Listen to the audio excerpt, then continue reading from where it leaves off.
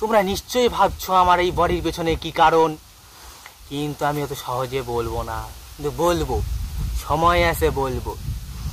আমার বডি দেখে তোমরা নিশ্চয়ই চমকে গেছো। বলছি,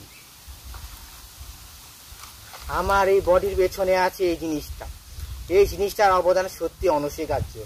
তো তোমরা প্রতিদিন সকালে 1 চামচ করে খাবে এই জিনিসটা, দেখবে শরীরে অফুরন্ত শক্তি আসবে, যার ফলে বডি তৈরি হবে। এটা দেখে নিন, এই জিনিসটা প্রতিদিন সকালে 1 চামচ করে খাবেন, শরীরে অফুরন্ত শক্তি পাবেন, ঠিক আমার মতো।